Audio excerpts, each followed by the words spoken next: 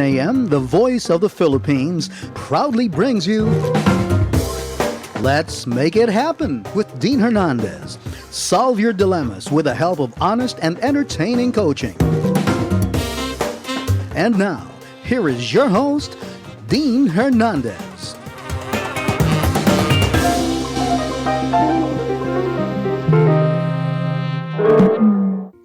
A Mother's Prayer.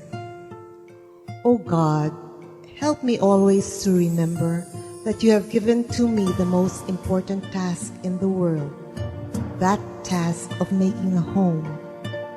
Help me to remember this when I am tired of making beds and washing clothes and cooking meals and cleaning floors and mending clothes and standing in shops.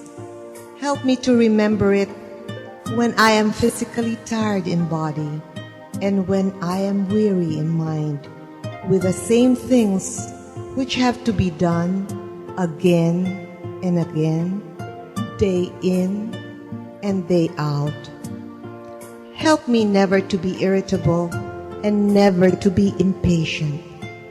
Keep me always sweet. Help me to remember how much my husband and my children need me, and help me not to get annoyed when they take me for granted, and when they never seem to think of the extra work they sometimes cost me. Help me to make this home such that the family will always be eager to come back to it, and such that when the children grow up and go out to their own homes, they will have nothing but happy memories of the home from which they came from. Through Jesus, Mary, and Joseph. Amen.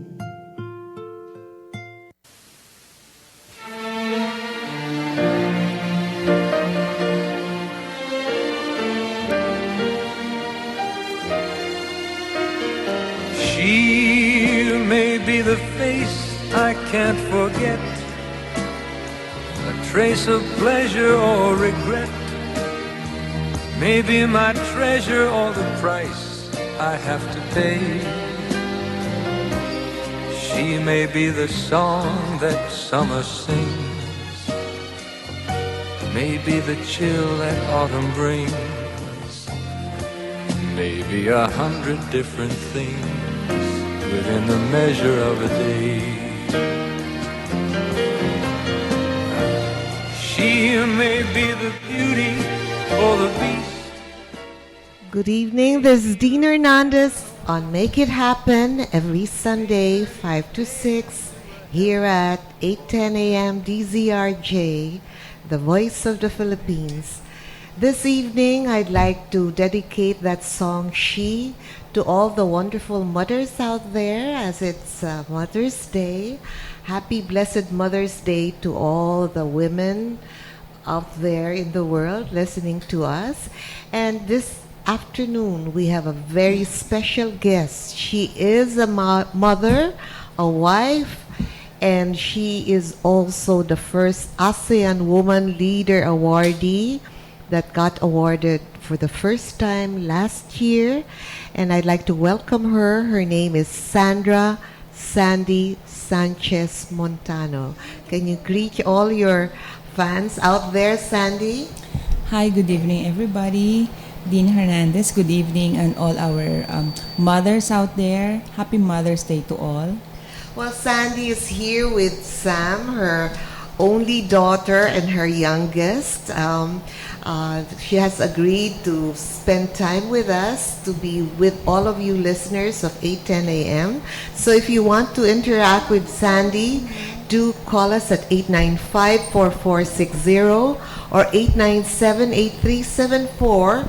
Of those who want to view us live streaming, do tune in to facebook.com/DZRJ 8:10 a.m. ustream.tv/channel/DZRJ-810-AM or follow us on twitter.com/DZRJ 810 AM.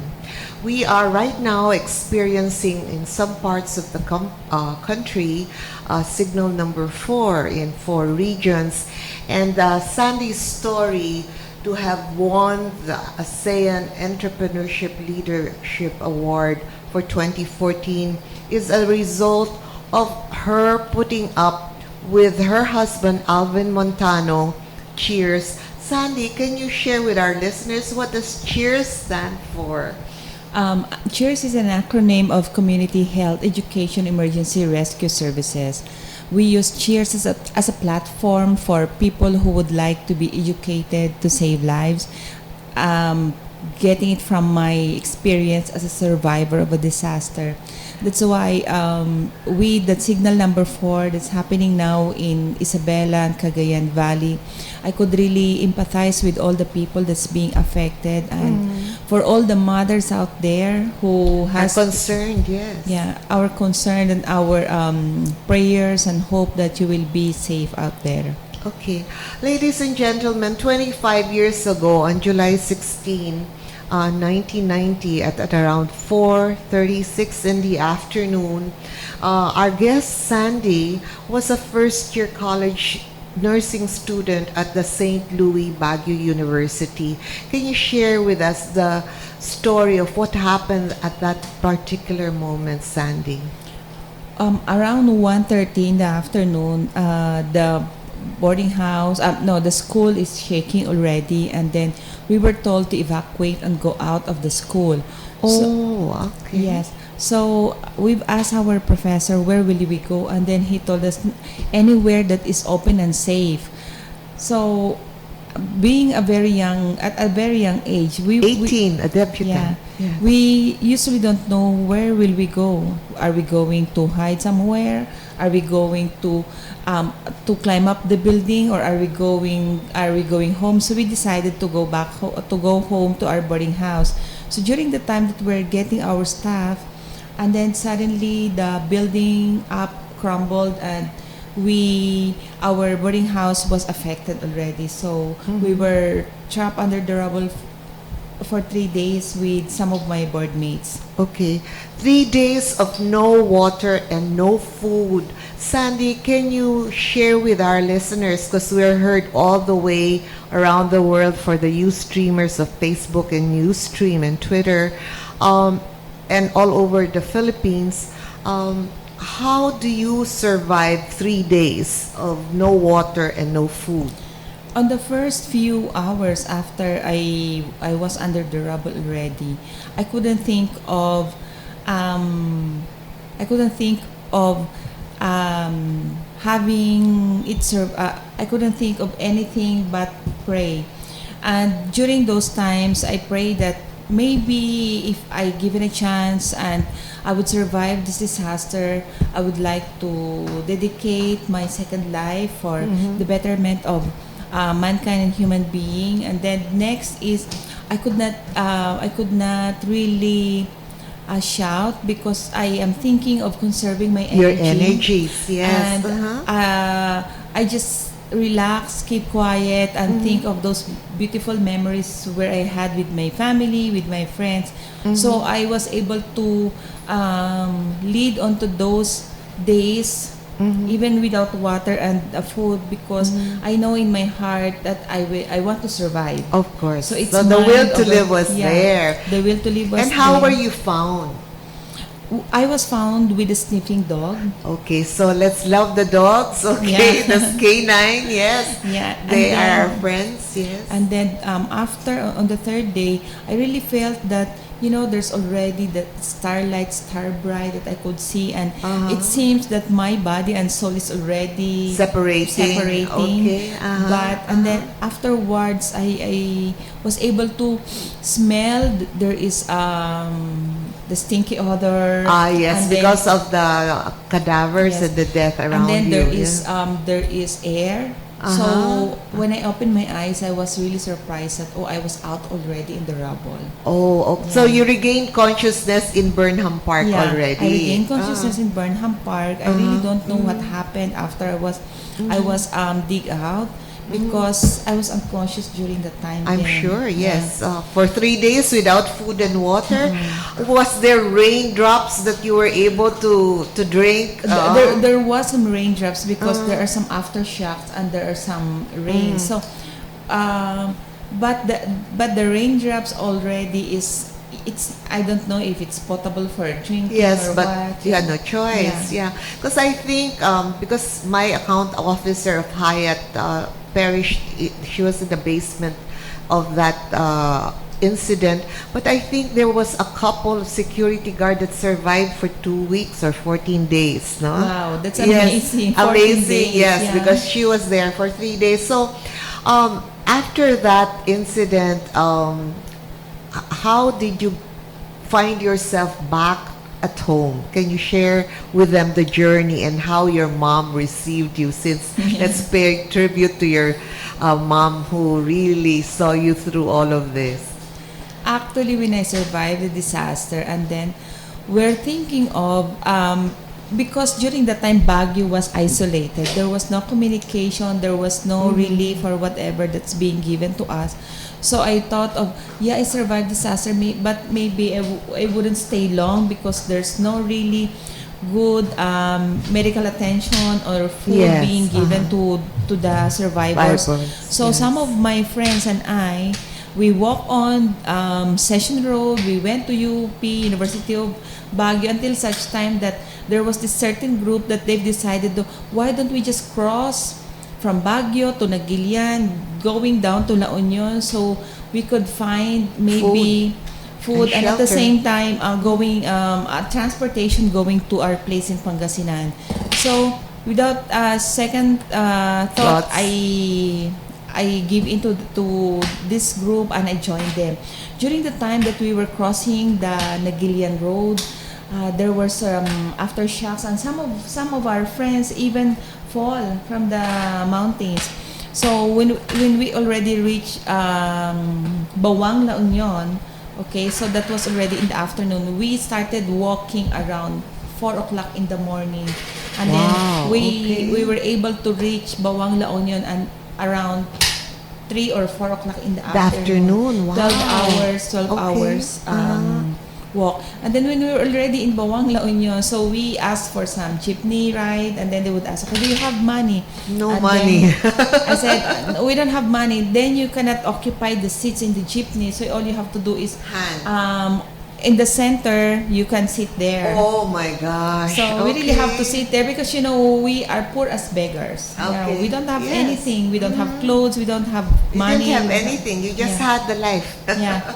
So when I reached Ordineta, that's where my family. I still have to ride another tricycle going to our barrio. So my parents wasn't there when I arrived, so they were so surprised to see me in the room where I occupying. So my mother thought I'm a ghost already. Oh yeah, because there was word, I understand that your ID was found and they thought you had perished. There were some notes and IDs that I have that was seen by some of the rescuers, and then they have identified some cadaver with my identification card, and then I was already declared dead. I see. So my mother told me that, if you pass away, don't worry because your brother went already to Baguio to get your Claim your remains. Yeah, so we could put you in a good coffin. So please don't scare us and everything. So I said, Ma, I'm alive. This is I me. see, So they started pinching me. They started hugging me, and we just cried. Oh yeah. Well, Sandy, after that, decided to take up nursing in Metro Manila because of all the trauma, no? And what kind of trauma does one go through after surviving a 3-day no food, no water? What kind of traumatic experiences did you have after the incident? Since I don't know that this is a natural scenario, I experienced post-traumatic trauma disorder. Okay. So post-traumatic trauma disorder is this is a PTSD wherein it flashes you back to what you have been through, and it seems you were traumatized physically, emotionally, Yes. and all the things that has to undergone by one traumatic patient, like if you were raped, Yes. if you were the kidnapped, post-trauma. Yes. So those are the things that I experienced. That my father even told me that, oh, maybe my daughter was raped because she's acting differently every time that yes. there is some supposed to be sounds or typhoons or yes. even the water, the sound of water. Water, and then there are times that if that the Pag-asa would say there's a typhoon, and I really felt Already so sad. So I have to overcome that. So I have to transfer to Manila. Okay. If not, then maybe I'll be losing. Okay, I was alive, but I'll be losing my mind. insanity. Yes. Okay.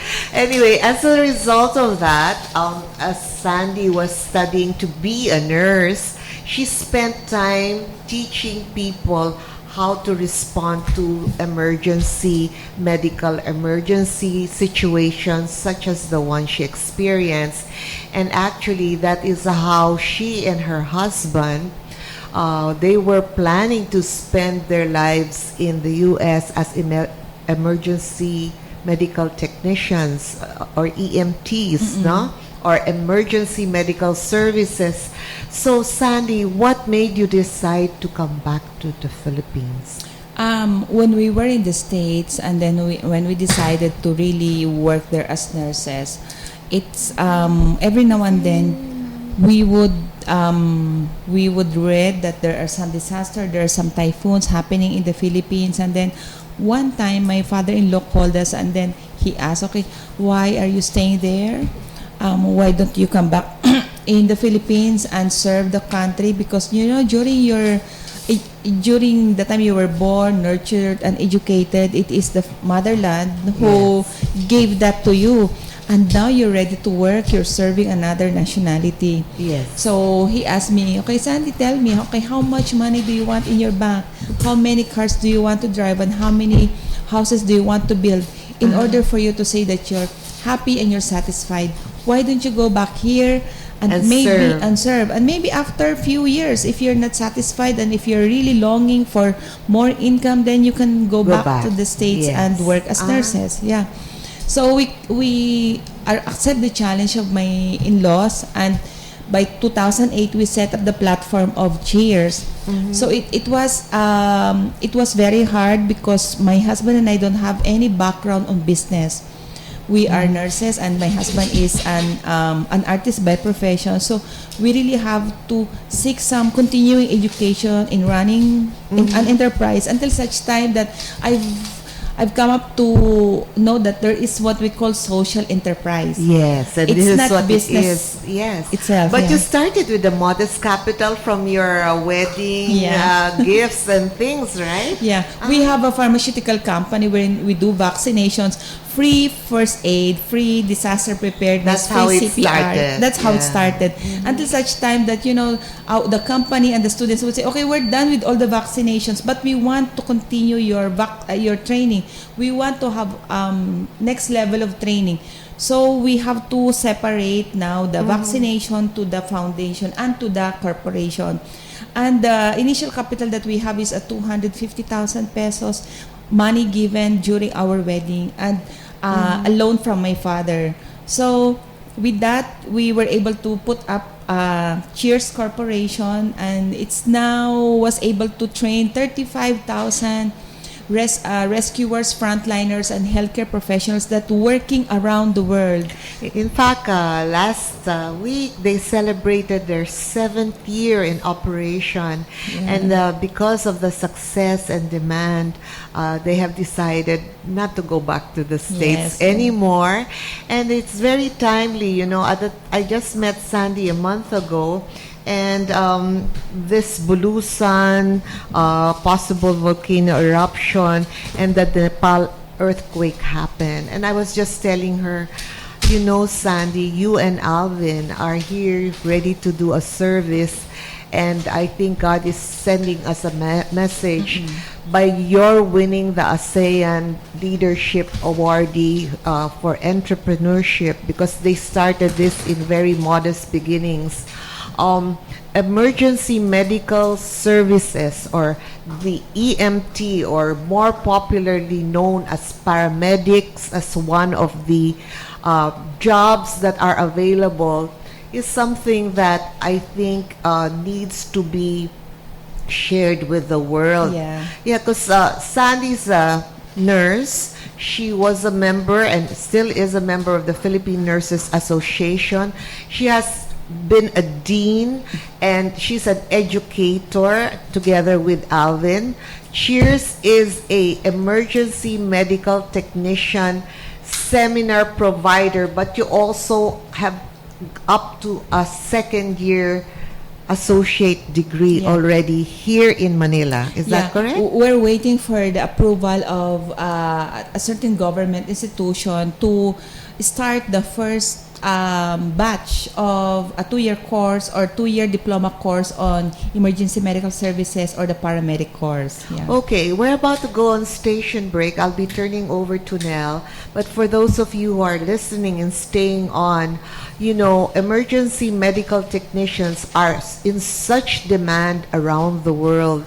In fact, in the 7 years that Sandy and Alvin Montano have had Cheers, even if you haven't even finished your course yet, there are jobs with dollar earnings waiting for you. And this is where I'd like to share with our listeners, those of you who are nurses and or in medical professions, educated, whether you took the bar or the licensing exam. Here, the world needs, because of all this ring of fire, earthquakes, fires, typhoons, and floods that seem to be something we can expect to happen, the better way to address all of these possibilities is to be prepared. And that's exactly what Cheers, Sandy, and Alvin Montano are all about. So right now we will pause for a station break and the news. I'll turn over to Nell. And then as soon as we go back, we will talk with Sandy regarding how needed are these services and professionals in the Philippines and also in ASEAN and in the world. So Nell, please take over. Thank you.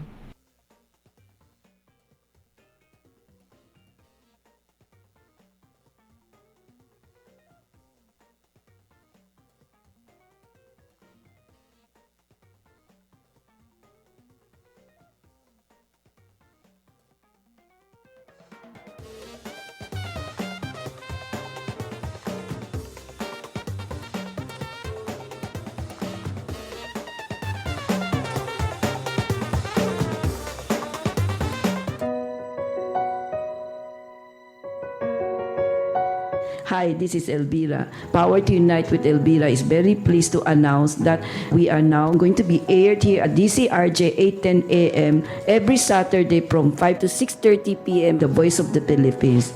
Alam nyo, makakasama namin dito si Monsieur Gary Formoso ng Archdiocese of Nueva Segovia together with Father Mike Garcia ng Congregation of the Blessed Sacrament para ma-enlighten po kayo. Abangan po ninyo dahil marami kaming topic na i-discuss dito to now, which I'm sure na tugma sa mga hinahanap ninyo, no? And we will also have different set of guests with us, mga obispo, mga kaparian, malaygo. This is in line with what Pope Francis wants us to do, that is to reach out to all of you. So, Monsieur Gary?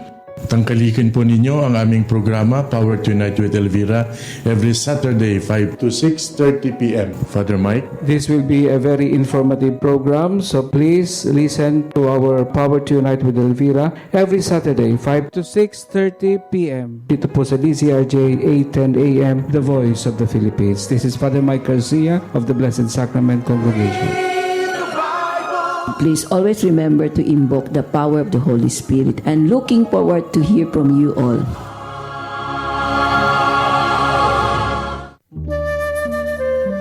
Honey, may lakad ka ba? Oo, sweetheart.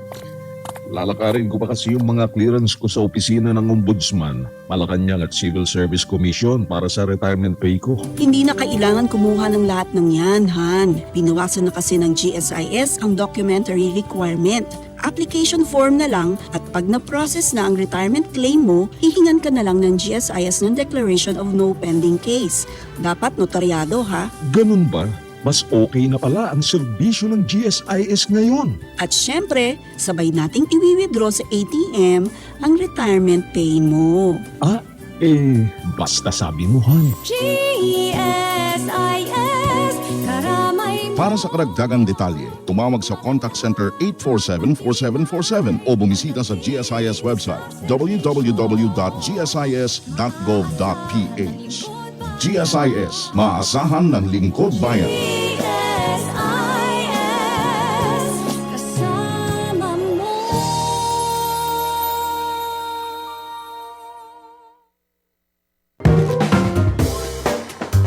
We now return to Let's Make It Happen on DZRJ 810 AM, the voice of the Philippines. Here is your host, Dean Hernandez.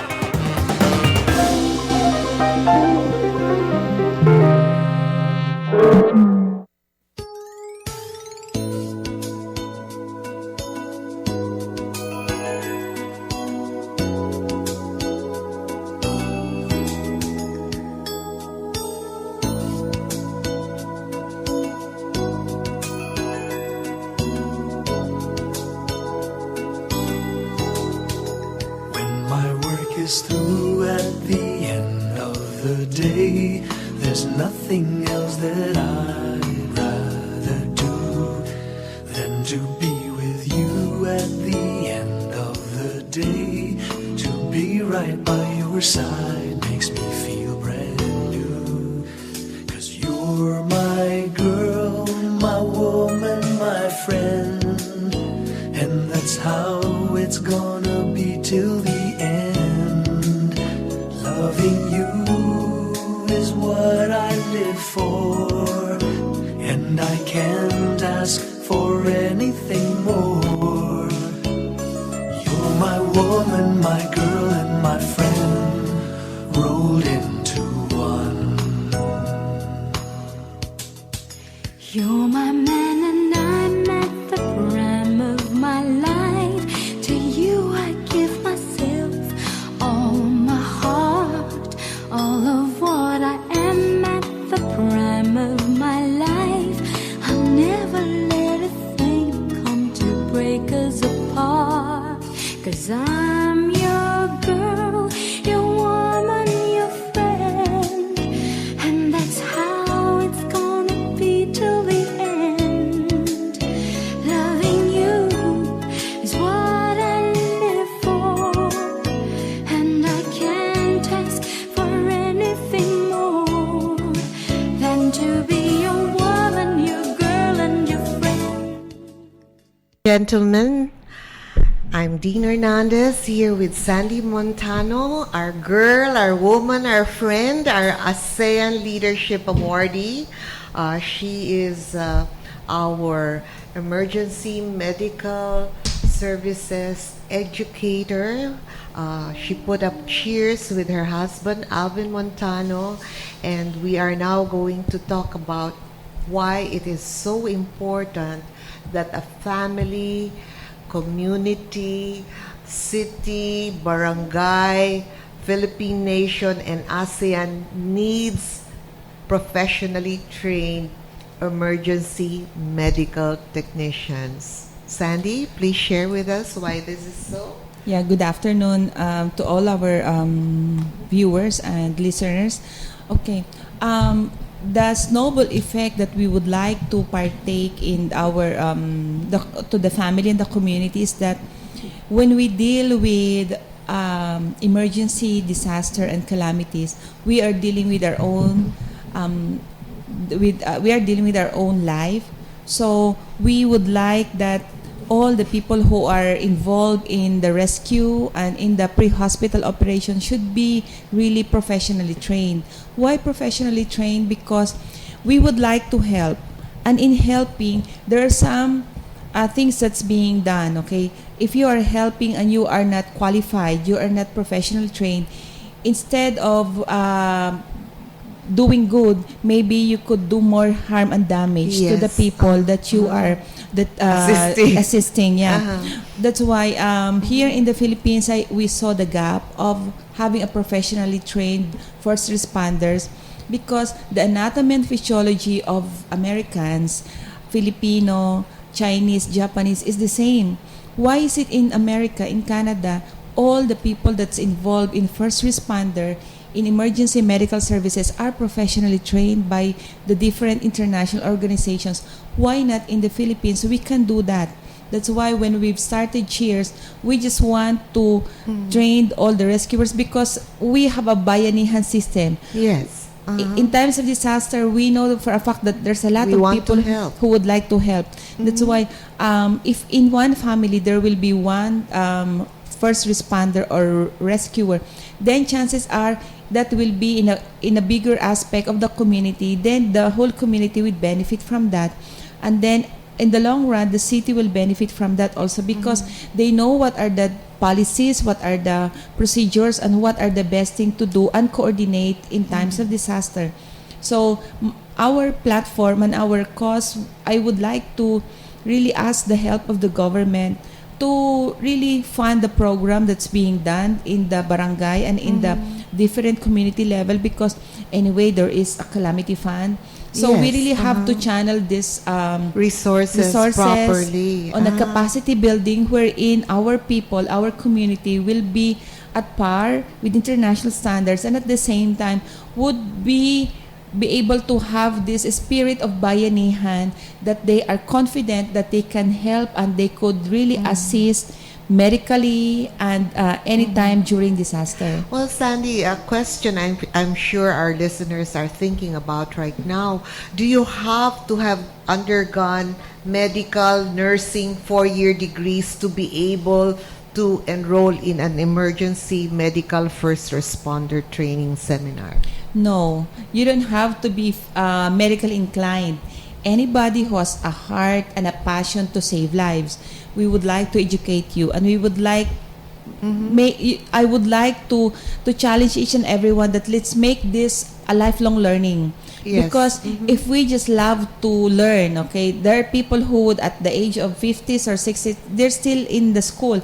So we would like to encourage everybody that make this as a lifelong learning, because after example this month you have to undergo the basic first aid.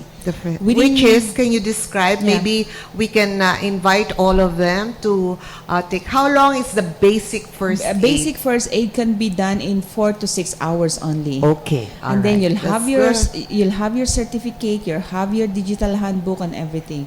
And then the basic life support, that is the CPR in with the use of automated external defibrillator. That is, we discussed the 5 links in the chain of survival. Practically, that's also 4 to 6 hours. So there's no chance to miss this. You cannot say that, oh, it's long, it's 5 days or 1 week. So it's very shortened, it's video based, and it is skills translated. At the same time, okay, the good news is for those who would really love to use this as their employment abroad, okay, we conduct the international certification under American Heart Association, American Safety and Health Institute, and Australasian Register of Emergency Medical Technician. So 2 years certification and ID, and it's renewable worldwide. So in case that you trained here in the Philippines in Cheers, and then you go to Canada, you don't have to go back in the Philippines just to renew your license or ID. Okay, so there's an international network that will allow you to renew. And actually, for a patient who has suffered a trauma or heart attack, you just don't move them and pull them, as Sandy was saying. If you move somebody's head inappropriately, you might cause more brain or nervous system damage if you are not trained to properly handle Yes. somebody who's handicapped or invalid, right? Yes. Sandy, I'd like you to share, if you could map out who should be attending all this first aid of 6 hours and 2 to 3 days training for first responder training, who would you prioritize in a city, a barangay, province, or a nation like the Philippines? Who are the first target people that we should encourage everyone to undergo the cheers seminars? In the barangay, we would like to encourage all those who are handling the barangay disaster risk reduction. This is separate from the health centers. This is separate from Every the health centers. barangay has a disaster risk reduction council personnel or personnel, council. yeah. Okay. And then in the city or municipality, they also have their example in the case of Bacoor City Disaster Risk Reduction Yes. Center or Council. So those are the people who are really manning the show in times of emergency and disaster, because very small investment, but the impact is very big. Example, United Nations already told us that you invest $1 for disaster preparedness, and the effect for your life, for your property, and for the loved ones and your business is $8. So it's 1:8.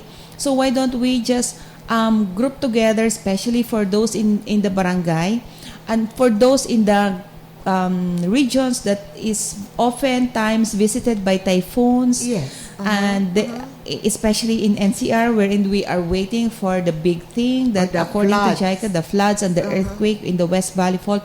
So why Yes. don't we join together and really find time to capacitate ourselves in disaster preparedness?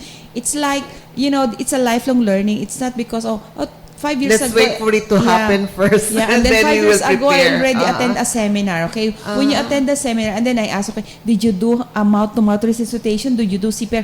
No, we just listen to this presentation and said that is just a seminar. It's not skills. It should be capacity building, wherein at the end of the day, you have your card, you have your digital handbook, you have your certificate that makes you authorized person to do the Yes. response. Because you cannot give what you don't have. Attending a seminar is very good, but you really have to do it in a proper way, practice, And then certification certification, is yeah. really very important. It's like saying, Ma'am Dean, that, okay, I am a midwife, okay, and then they would ask me, okay, if you're a midwife, why, can you show me your midwifery certification Yes, or your PRC card? And then I would say, oh, no, I'm comadrona pala. Oo, comadrona. Diba? Yes, again. So it's let's not juggle on the presentation. Okay, we really need professional training on this because we are dealing with our own dear life. Actually, since we are really in the nation-prone risk areas for volcanic eruptions, floods, and because of the climate change, we see storms getting stronger, and that really shows the need to have, I would like to have every family to have a trained, licensed, certified emergency medical responder. Why? Because, especially I'm already over 60, and when a person suffers a heart attack, you have to stabilize the patient through CPR, breathing, before you can move the patient. So it's not, let's rush the patient to the nearest hospital, dump him in a tricycle or a taxi cab. No, you have to handle somebody who's in trauma or in crisis with utmost care. And so if you do not know how to do that through first responder emergency medical training, then you pose more danger to the life of that person, right? That's why in EDSA, the MMDA, during those times that we are still starting, I really have to think of how we can be of help to our government, that MMDA will not spend any single centavo. So every batch that we have in Cheers, every batch of EMT, we get one scholar from MMDA. Yeah, to make sure that we share the information and the load. So Yes. now, I would say I am so happy that the response in EDSA now is more faster, and the quality of service in EMS is more tangible, and they are, because we give them continuous learning every now and then, that there is new guideline, there is new practice that's being done. It's like making Cheers as your school for lifelong learning when it comes to basic life. practical learning, no? Because as I said, when I met Sandy a month ago, I really would wish that every family, whether you're in a compound or a single detached or a condo, one member of your immediate surrounding family or friends, there has to be somebody certified to conduct emergency response. Yeah. Right?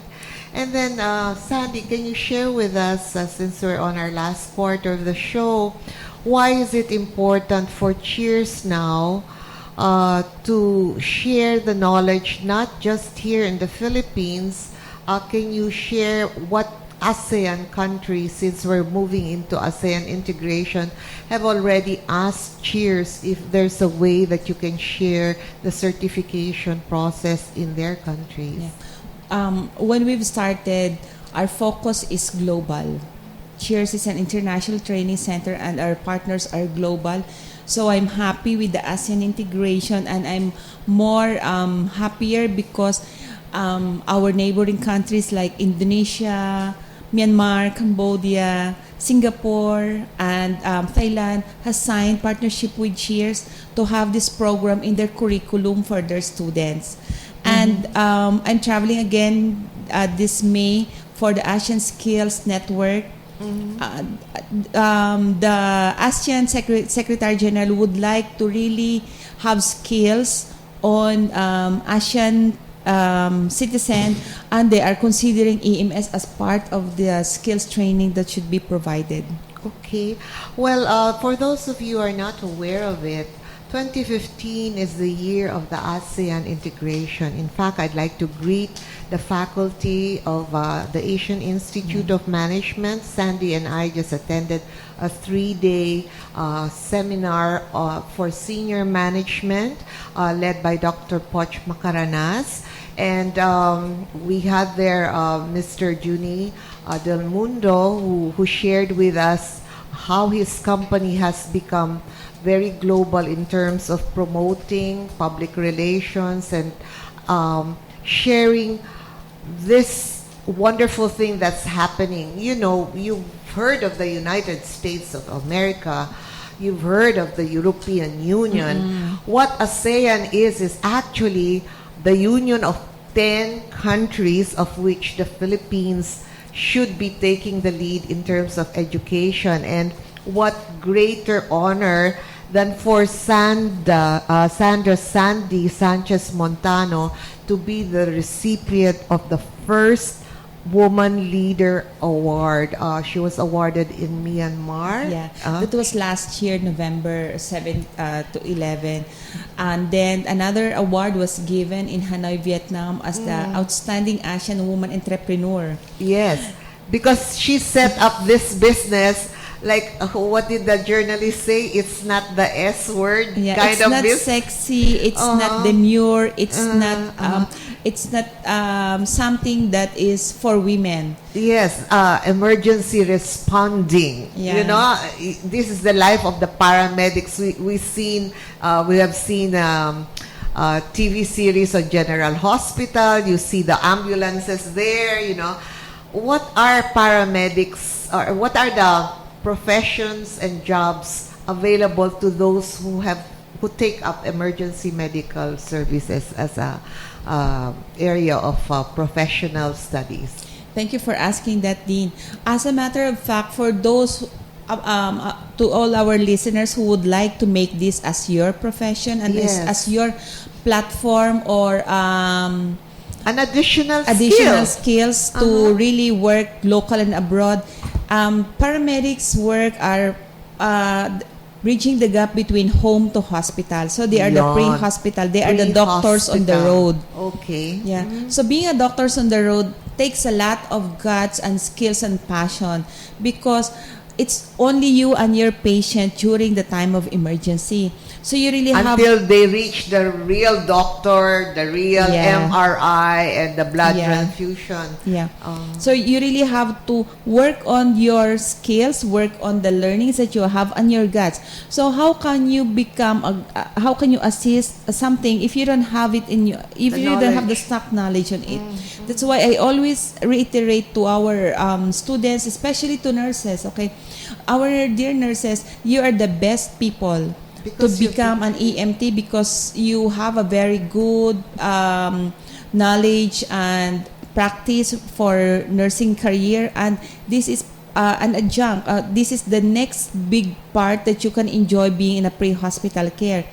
And what countries that is receiving EMTs right now? They have in Abu Dhabi. We have partner in a national ambulance company in Middle East, in Dubai, and anywhere, actually even in United States of America, anywhere, even in the Philippines right now, wherein they are making the EMS bill. We are really we are good when it comes to law. Okay, but it's the implementation. Yeah, implementation, and the EMS bill is already far-fetched when it comes to. We really have to pass that into a law, because you know, it's to protect the rescuers, because also we have this Good Samaritan law, and sometimes they are being blamed of not doing this and not doing that. So if we have an EMS bill passed to become a law, then we would professionalize everything. It's like a nursing act. It's like having this midwifery and this call center and everything. Yeah. In fact, I'd like to call out to all the not only nurses, med techs, anybody who's interested in healthcare services, since Sandy and Alvin have assured us that you don't need a 4-year degree to be a qualified emergency medical resource person, no? And since you have been trained in the discipline, instead of trying to get into the call centers where a lot of nurses are trying to get themselves into, you may want to consider retooling yourself for emergency medical technician training, because there is so much demand for paramedics outside the country, as well as for the 81 provinces that we have here in the Philippines. Definitely.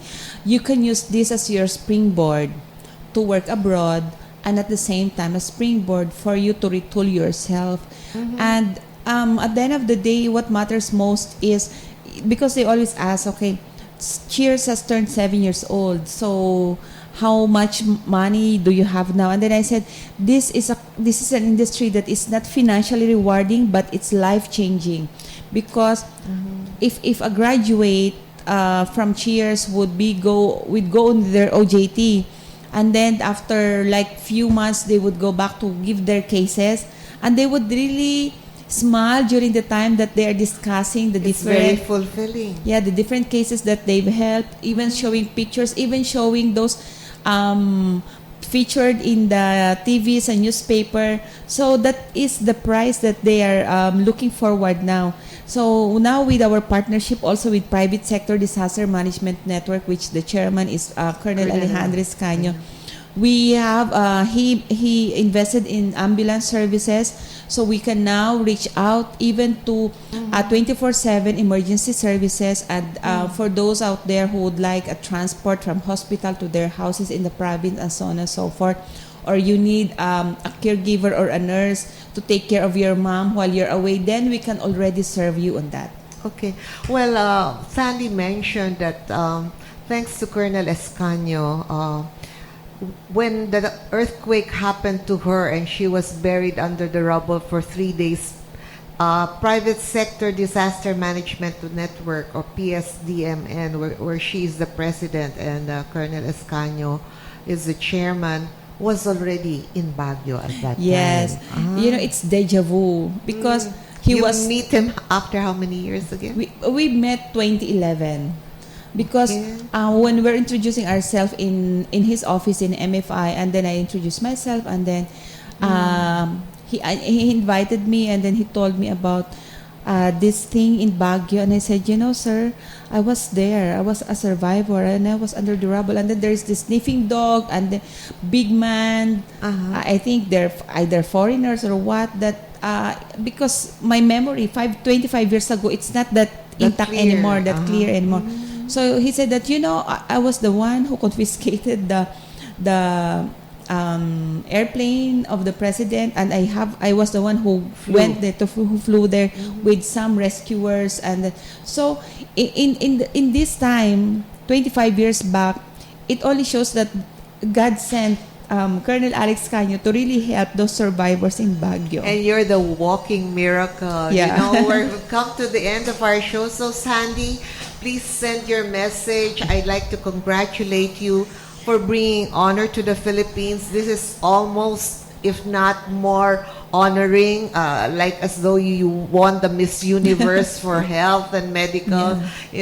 Sandy's tearing right now because she's very emotional about this, only because within the month that we met, the Nepal earthquake happened, and I was telling her as I was monitoring all of these things that are happening, it still is 25 years in advance.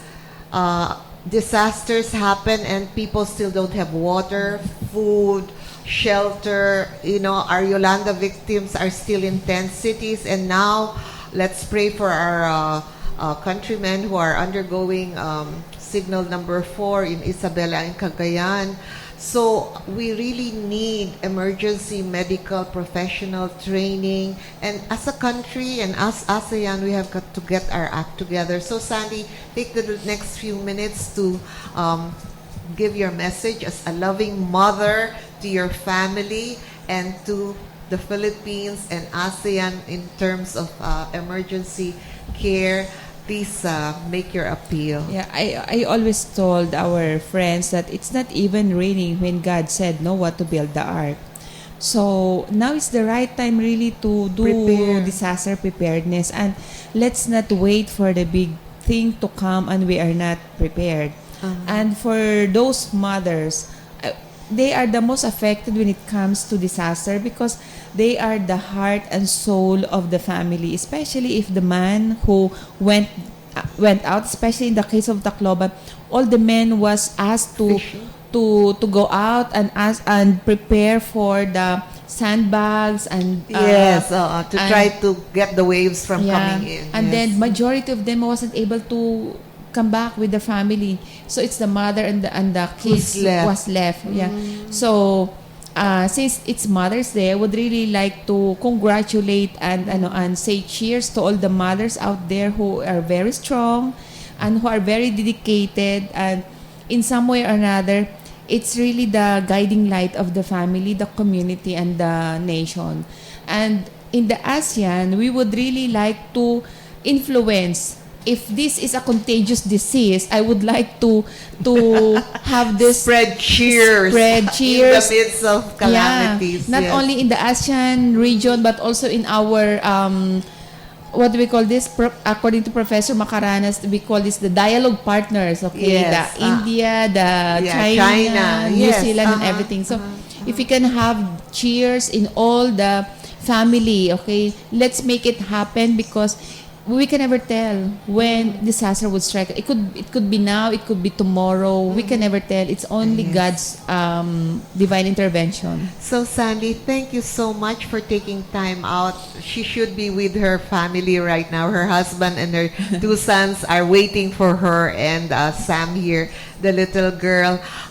Thank you so much for bringing such honor to our country, and I will be working with Sandy to try to put the Philippines in lead position when it comes to professional education for emergency medical services, because I think this is one area where we can take lead position and really be proud because we have the facility of language and the 7-year experience of Sandy and Alvin Montano. So to all the mothers out there, let's be more prepared. To the families, the husbands, grandparents, sons, daughters, and friends of all the mothers out there, let's honor them. They have infinite love for all of you, for all of us. And until next Sunday, please take care. God loves you. Keep smiling. Be happy and be cheerful. This is Dean Hernandez with Sandy Montano and Nell, thanking you for joining us this evening.